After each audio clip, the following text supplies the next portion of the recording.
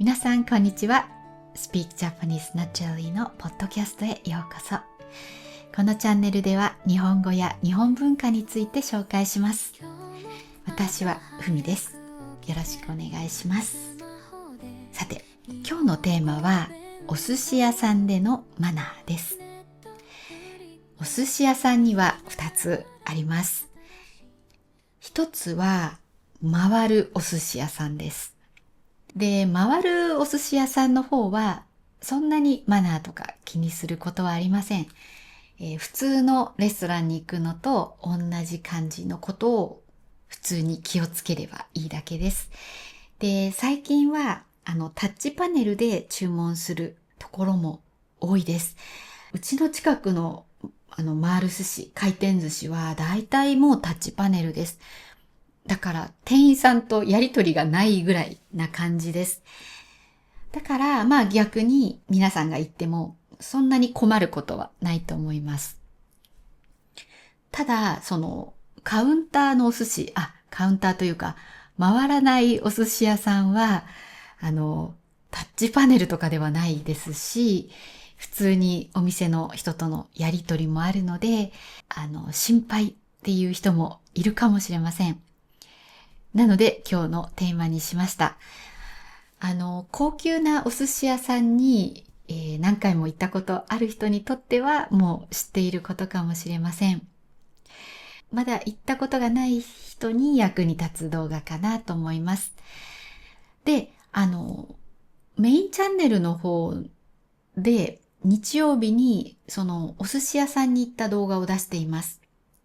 で、その動画ではお任せのコースの最初から最後まで何が出たか映しているので、その一通りの流れ知りたい方はぜひ見てみてください。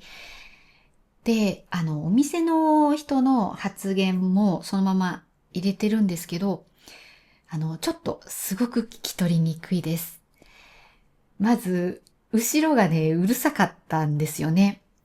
子供の声とか、周りの人の声とか。で、あと、お店のその職人さんが早口でした。なので、そこの部分は聞き取れないと思います。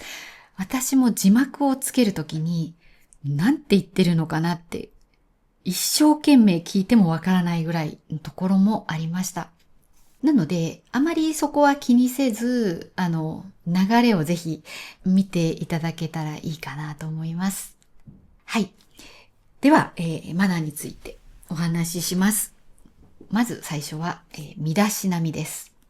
身だしなみという言葉は皆さん、聞いたことはありますか？身だしなみはですね、小学校と中学校でもう先生から身だしなみに気をつけなさいって何回も何回も言われる言葉です。身だしなみは、服装のことなんです。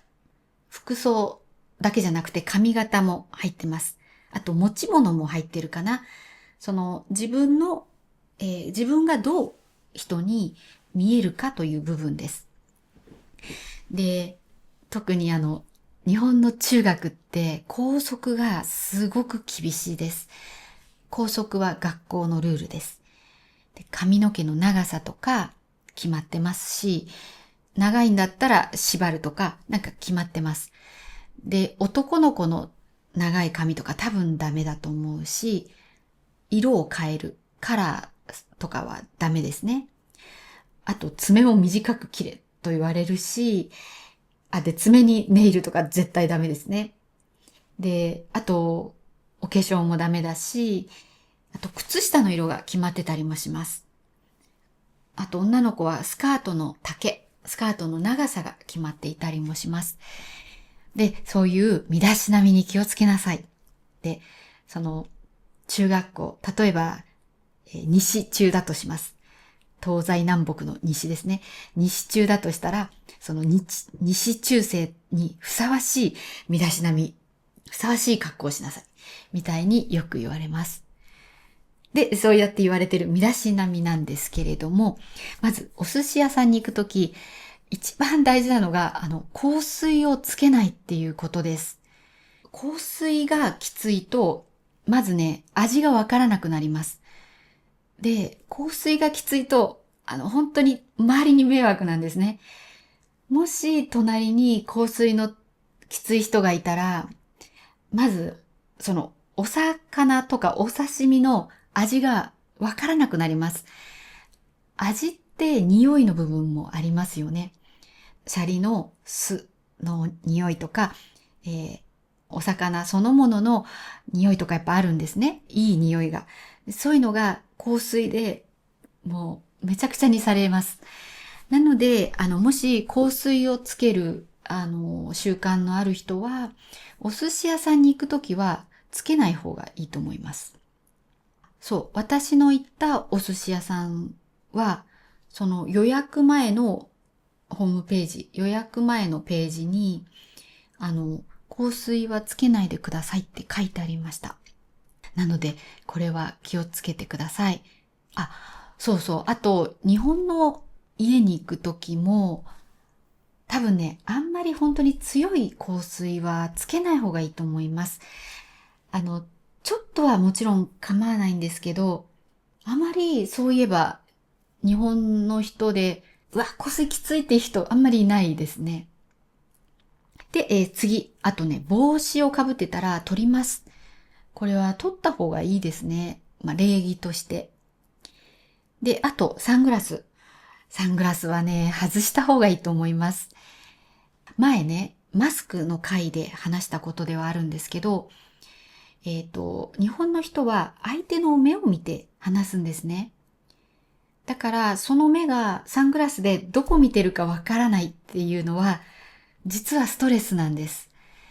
だから、本当になんか目が弱いとか、必要があってサングラスをかけるっていうのはもちろんいいんですけど、そうじゃない場合は、サングラス外した方がいいと思います。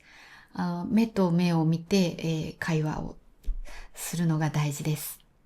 あとですね、お寿司屋さんで何を頼むかなんですけど、もうこれはね、お任せがいいと思います。例えば、正直、お魚の種類、何があるか、よく知りません、私。で、私の知らない知識の中で、知っている魚を頼むより、職人さんはプロです。プロに、その時一番美味しい旬のお魚で作ったお寿司を出してもらう方が、絶対にいいに決まっています。なので、頑張って自分で選ぼうってするよりは、私はお任せでいいんじゃないかなと思います。私ならお任せですね。で、その時に、食べられないものを伝えておけばいいと思います。例えば、貝がダメだったら、ちょっと貝が苦手ですっていうとか、あと、私はエビとカニのアレルギーなんです。なので、その場合だったら、実はエビとカニにアレルギーがありますっていう言い方もできますし、普通にエビとカニが苦手ですって伝えてもいいと思います。それを最初に伝えておけば、大丈夫ですね。あと、私の場合はですね、すぐお腹が割といっぱいになってしまうんです。で、あまりたくさん食べれない人は、最初から、シャリ小さめでとか、そういうことを言ってもいいと思います。飲み物は、自分の好きなものを頼めばいいと思うんですけど、この前、日本酒が本当にお寿司に合うんだなってことを実感しました。日本酒もわからなかったら何が合いますかとか、自分は辛口が好きだとか、そういう情報を伝えて、いいお酒を選んでもらうといいと思います。あ、私さっき魚旬のものって言いましたっけ？その季節のものを旬のものと言います。旬ちょっと待って。旬のものだ。旬のもの。私、旬のものって言ってましたね。旬のものです。あ、そう、こういうね、これ日本語アクセント辞典。こういう辞典がね、一つあると便利ですよ。はい。旬のもの。旬のもの。そう。旬のものというのは、その季節のものです。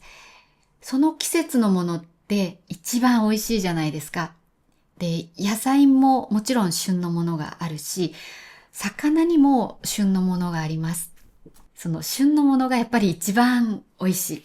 旬のものってその時取れるから値段的には安いことがあるのに美味しいんですよね。はい。なのでお魚もやっぱり旬のものが一番美味しいと思います。で、あと、食べ方なんですけど、カウンターに座ると、自分のカウンターの高さの一つ上のところに段があります。ちょっと高いところが、高いもう一つカウンターというかあります。で、そこに、付け台っていうのが置いてあります。付け台は、この前のその動画では、石みたいなものが置いてありますが、木だったりとか、いろいろです。で、ただ、その位置を動かしたりはしません。置いてある位置がベストの位置なので、そのままの位置で、そこに、職人さんですね。寿司を握ってくれる人、職人さんです。その職人さんが握ったお寿司を置いてくれます。なので、それを食べます。それは箸で食べても、手で食べてもいいんです。で、手で食べるときは3つの指を使って食べます。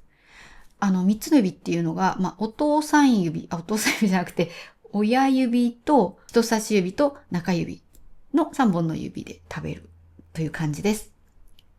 ちなみに子供がいる人向けにお伝えしますと、よく保育園とか子供向けに話すときに、親指のことをお父さん指、人差し指のことをお母さん指、中指のことをお兄さん指、薬指のことをお姉さん指、そして小指のことを赤ちゃん指ということもあります。これ子供向けにはよく使うので覚えておくといいかもしれないですね。で、手で食べていいのって思うかもしれないんですけど、お寿司屋さんのカウンターではいいです。で、逆に、箸だと結構難しいんですよ。距離があるんですね。自分の前のカウンターから一段高くなったカウンターの付け台の上に置いてあるので、遠いんですよね。だから箸だと結構大変です。お寿司は手でいいんですけど、お刺身とか、あと、時々別のものが出てきます。それは、手じゃなくて箸で食べます。そうそう、途中でね、ガリが出てきます。ガリっていうのは生姜の甘酢漬け。甘酢っていうのは酢に砂糖が入ったものです。甘い酢なんですね。で、それに、つけた生姜で、それを食べると口の中がすっきりします。なので、口の中をすっきりさせたいとき、一つお寿司を食べて、次のお寿司の味をしっかり感じるために、口の中から前のお寿司の味を消したい。そういう時にガリを食べて、すっきりして、次のお寿司を食べます。そうそう。それでね、置いてくれる時に、職人さんが、はいどうぞとか、次は何とかですって言って置いてくれるので、ネットで見てたらもう10秒以内に取りなさいって書いてありました。でも本当にそれぐらいがいいみたいです。一番美味しい状態ですぐ食べれるものを置いてくれるから、そこにずっとお寿司を置いたまま、横の人とずっと喋ってたりしたら良くないらしいですね。ないらしいです。なので、はいどうぞ食べたらいただきますって言って、パッと食べる。それがいいみたいですね。なんかそのネットで書いてあったのが、その握る職人さんはお客さんが手で食べるのか箸で食べるのかを見たら、それに合わせて握り方を変えるって書いてありました。だから多分私の勝手な予想では、箸で食べるんだったら崩れにくいようにちょっとするとか、なんかそういうことなのかなと思います。ちょっと職人さんのお友達がいないので、今度聞いてきます。今度そういう機会があったら。どうなんですかって聞いてみますね。そうそう。だから、こう、置いてくれて食べるので、なんか何も言わないで食べるよりは、はい、どうぞ、どうぞって言われたらいただきます。なんか一言あったらいいんじゃないかなと思います。そう、結構人によるんですけど、話をしてくれる、説明してくれる人も多いです。だから、何か出てきた時に、これは何とかですって言われたら、そう、この前は、これは平鈴木ですって言われて、平べったい鈴木かなと思って、あ、平みたいなことを言ったら、その、平鈴木っていうのは、ちょっと珍しいんだっていう話をしてくれました。普通は丸鈴木。丸は丸いですね。で、本当はそんなまん丸とかじゃないんですけど、普通の鈴木に比べて、鈴木というのは魚の名前です。その平鈴木はちょっとこう、平べったい、平ら。だから平鈴木って言うんですとかって説明してくれました。なので、なんか言われた時に反応すると説明してくれることもあります。だからそうやっていろいろ聞くと、勉強になっていいんじゃないかと思います。それで、この前のお店もカウンター以外の席もありました。で、カウンターじゃないとこで食べるときは、箸でいいんじゃないかなって思います。あくまでも、付け台に置いてもらったのをすぐ取るというイメージですね。手の時は。あとちょっとお寿司屋さんで使う言葉なんですけど、お寿司屋さんの、この、お寿司屋さんこうやって、指2本、3本 ?2 本でね、手のひらで、お寿司の下の部分のご飯の形を整えますよね。お寿司のご飯のことをシャリと言います。シャリです。まあもちろんご飯って言っても通じるから大丈夫です。で、あと、魚のその部分のこと、お寿司の魚の部分をネタと言います。ネタです。シャリとネタです。まあ、この辺は特に知らなくても大丈夫ですね。そう。で、あとそのお寿司のシャリは、寿司酢で味がつけられています。で、その寿司酢はお店によって、お店でそれぞれが作ってるから、それぞれ違います。で、この前行ったところは、ご飯が白くなくて茶色っぽかったんです。で、夫が聞いたら、赤酢を使っているって言っていました。赤酢っていうのは赤、色ですね。赤い酢と書きます。で、これは、日本酒を作るときに、酒粕っていうものができるんですけど、その酒粕から作った酢だそうです。で、日本で一般的に使われているのは、お米から作る酢です。で、普通に酢っていうと、それが売ってます。だから、赤酢はちょっと特別な酢なんだと思います。で、お店の人が言ってたのは、赤酢は普通のお米から作る酢に比べて味が濃い。だから、そのお魚のネタの味がしっかりしていないと、その赤酢に負けちゃうと、魚が。シャリに負けちゃう。だから、負けないような、そのしっかりした味のネタを使ってるんですって言ってました。それが自慢ですって言ってました。なので、いろいろ気になることを聞くと、丁寧に教えてくれる職人さんが多いんじゃないかなと思います。まあ人によりますよね。人によると思います。だから、その人を見て、話してくれそうな人だったらいっぱい聞けばいいし、あとお店の雰囲気もありますよね。みんなが黙ってるようなとこだったらなんか話しにくいですしね。まあ、臨機応変に。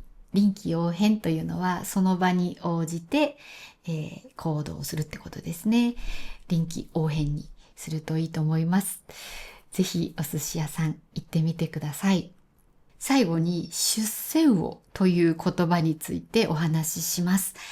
出世魚っていうのは、大きくなると名前が変わる魚です。小さい時はある名前で呼ばれるのに、大きくなると名前が変わるんですね。だから最初聞いた時は違う魚かと思うんですよ。でも実は後から、同じ魚だったんだって気づくのが出世魚です。で、出世っていうのは、社会的に偉くなることです。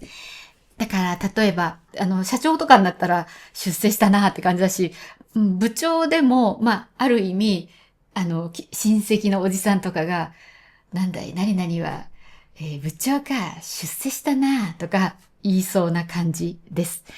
それが出世。立場とか地位が上がること。で、魚っていうのは魚です。魚って書いて魚って読みます。なんで、出世魚は、だんだん社会的地位が上がっていく魚ですね。で、有名なのは、ハマチとブリです。本当は、それね、4つぐらいあるんですけど、そんなに覚えなくていいかなっていう感じで、ハマチがもっと大きくなると、ブリって呼ばれます。で、どっちもお刺身で本当にスーパーとかでよく見ます。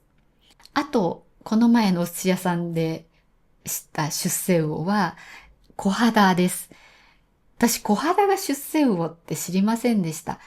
で、小肌の赤ちゃんは、新子って呼ばれます。で、さらに小肌より大きくなると、また名前がね、2つぐらいあるんですけど、それはね、覚えなくていいかなと思って覚えてないんです。で、新子と小肌はちょっと普通の出世魚と違うパターンです。普通は出世していくと、やっぱり値段も高くなるんですね。だから、ハマチよりブリの方が高いんです。でも、新子と小肌については、この赤ちゃんの方の新子の方が高いんだそうです。なんで、新子はものすごい高級魚らしいんですね。なぜならば、新子ってちっちゃいんですって。だから一つのお寿司を作るのに何枚というか何匹も必要らしいんですね。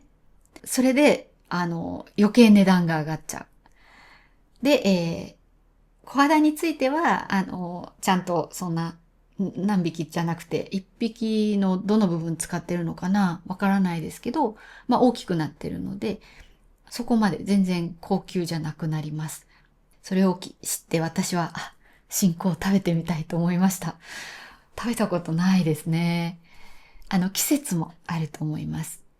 機会があったら食べてみてください。はい。じゃあ、今日はここまでです。では、最後にメンバーシップに入ってくださっている方のお名前を言います。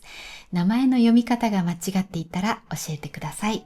デブさん、アルビレオさん、デルタさん、デードさん、キム・ヨンマンさん、ベンジャミンさん、ニヌワイ・シルメさん、チチさん、チム・ハバートさん、ジュン・チャンジョンさん、ジョアンナ・ピアビーさん、ウンメ・シュガーテさん、ナグワ・ブデル・モッタレブさん、アップルパイさん、ガール・アブロードさん、パッキヨクさん、チャンドルさん、オー・ウェンハオさん、チャールトン・ローさん、グエン・トゥアン・アインさん、チョ・ミンジェさん、チャンジテさん、キム・カンソクさん、コーダー XYL さん、フー・カイジュンさん、ジュールド・オーデさん、アン・リリさん、ジョン・リンさん、レイラ・ダラスさん、ハン・インスさん、フランキー・ユンさん、ミズ・リンさん、チョウ・インチューさん、クリスティーナ・ケイさん、リョウ・スイエさん、ホア・グエンさん、プラシャント・シンさん、トニー・ハーゲンさん、ウィリアムさん、ロジテック・カメラさん、ジュマリナさん、フリーシンカーさん、キム・ジュンシクさん、パラス・カトリさん、サンディ・プラマさん、ユリさん、ハンチン・ジョーさん、キム・ナムホンさん、ジョン・ハンさん、セイギーさん、イ・ウンジョンさん、オンヌリさん、メンバーシップに入ってくださってありがとうございます。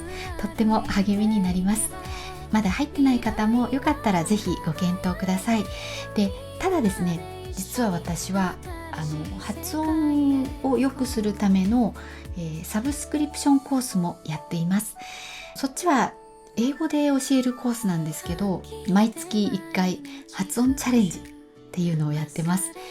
で、それに出してくれた一人一人の声を私が聞いて、こうするといいですよっていうアドバイスをしています。それに参加してくれている人の発音はどんどん良くなっています。で、よかったらそれに入っていただきたいんですが、それに入っていただくとこの、メンバーシップで見れる特別な動画をそっちで見ることもできます。あとそっちにも本ちゃんのメンバーシップの特別な動画も上げてあるので、そ口に入ると、全部見ることができます。よかったらご検討ください。では今日も最後まで、見てくださってありがとうございました。この動画が良かったら高評価、チャンネル登録、そしてお友達にシェアをお願いします。